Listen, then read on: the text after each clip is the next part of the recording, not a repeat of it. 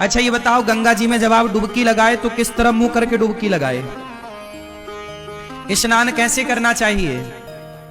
सुनो, स्नान करने की भी एक विधा है। तीर्थों में स्नान कैसे करना चाहिए सुनो। सबसे पहले गंगा जी जाओ तो जाओ कैसे, पहले ये समझो। अपने कमरे में ही फ्रेश होकर के आधा स्नान अपने कमरे में कर लो। फ्रेश हो जाओ, थोड़ा आधा स्नान कर लो, क्योंकि गंगा अपने आप में एक मंदिर है। गंगा अपने आप में कौन है? मंदिर। तो मंदिर में हम बिना नहाए जाते हैं कि नहा कर? तो गंगा जी जाने के पहले अपने कमरे में मलमूत्र से निवृत्त होकर के मंजन ब्रश कर लो कमरे में, यहीं पे जो व्यवस्थाएं हैं तंबू में, और स्नान कर लो आधा, क्योंकि शौच करने के बाद नहाना चाहिए। तो कमरे में आधा नहा लो। जो कपड़े पहनकर शौच करो वो कपड़े गीले करना चाहिए, वही कपड़े पहनकर नहीं। तो शौच करने के बाद नहा लो आधा, फिर नहा करके आप फिर गंगा जी जाओ। नहा करके आधा नहा लो, फिर गंगा जी जाओ पवित्र होकर के। फिर वहां जाके सबसे पहले गंगा मैया को प्रणाम करना चाहिए। जाके ये नहीं सीधे पांव डाल दे, नहीं, सबसे पहले गंगा जी के पास बैठ के हाथ से गंगा मैया का पहले तो मस्तक झुकाकर गंगा मैया को प्रणाम करो। फिर हाथों से थोड़ा जल उठाकर सबसे पहले अपने मस्तक पर डालो। कहां डालो? अपने मस्तक पर जल डालो। हे गंगा मैया हमारे माथे पर विराजिए। हे गंगा मैया आपकी कृपा से सदा सब लोग सुखी रहें, सब प्रसन्न रहें। और हे गंगा मैया हमारी भक्ति दिनों दिन बढ़े, हम सदा प्रभु का स्मरण करते रहें। एक क्षण के लिए मैं भगवान को कभी भूलूं नहीं। हे गंगा मैया मैं भगवान को कभी भूलूं नहीं। हे नाथ मैं आपको कभी भूलूं नहीं। हे गंगा मैया आखिरी सांस तक मैं आपका दर्शन करने आती रहूं, अपने पांव से चलकर अपनी आंखों से आपको देखती रहूं, और आपकी कृपा से आपका दर्श परस करते, भगवान का नाम सुनते सुनते, भगवान की कथा सुनते सुनते मेरे प्राण जाए मैया, यही वरदान दो। आपका नाम जपते जपते, भगवान का गुणगान गाते गाते प्राण जाएं।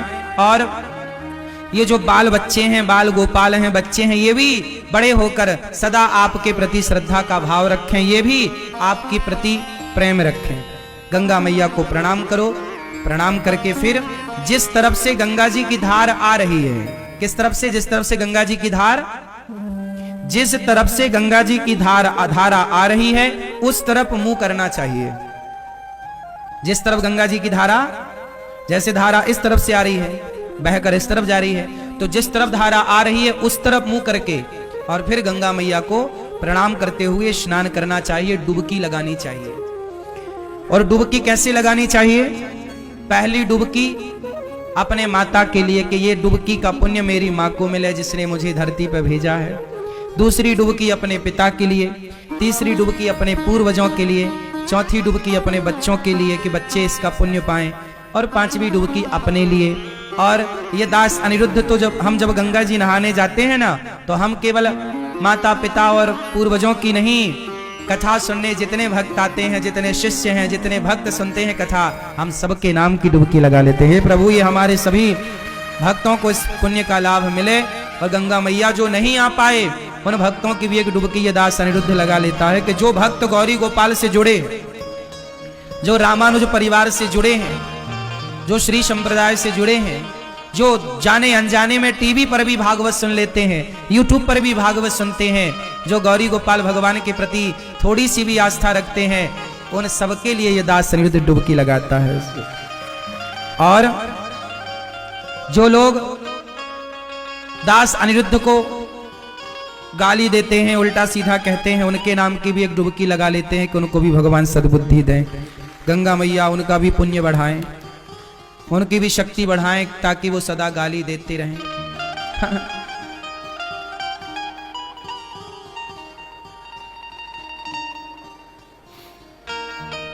क्योंकि बैलेंस बना के चलना चाहिए ना।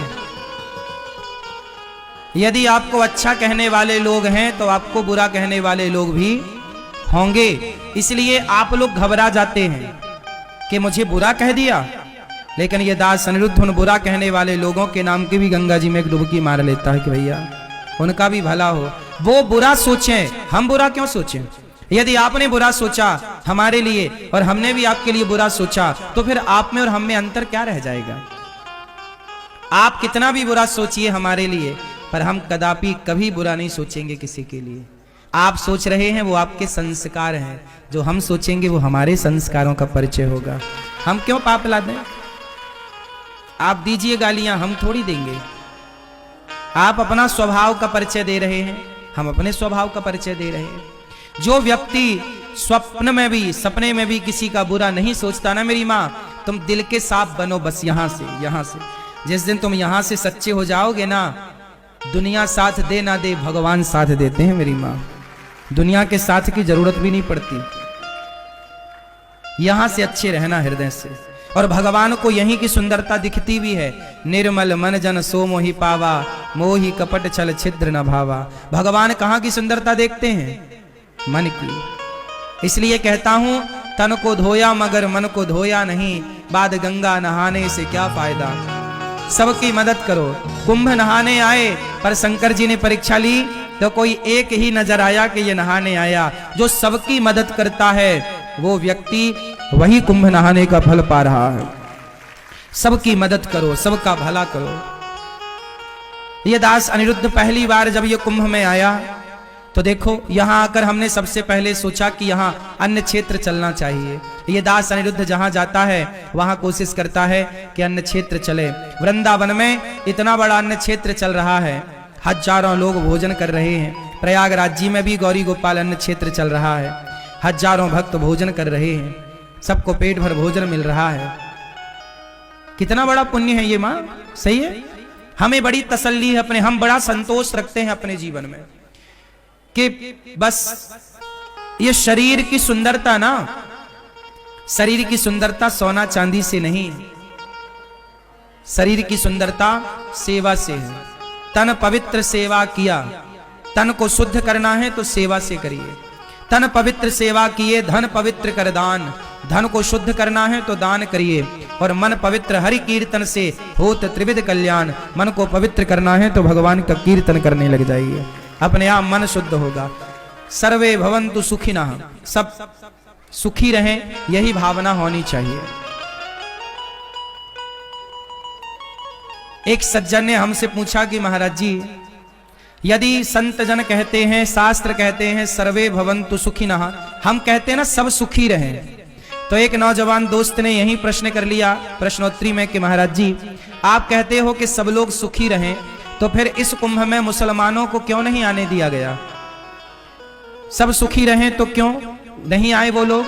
हमने कहा भाई कुंभ का गंगा मैया तो सबको पवित्र करने के लिए हैं, कोई रसखान की तरह भक्त बनकर आए तो सब आए, आतंक फैलाने तो कोई ना आए। कम से कम रसखान की तरह भक्त बनकर आओ तो गंगा नहाने में कहां ऐतराज है, नहाओ ना, डुबकी लगाओ। लेकिन तुम हमेशा यदि गला काटने की बातें करोगे, सनातन धर्म को मिटाने की बात करोगे, तो फिर कैसे स्वीकार होगा?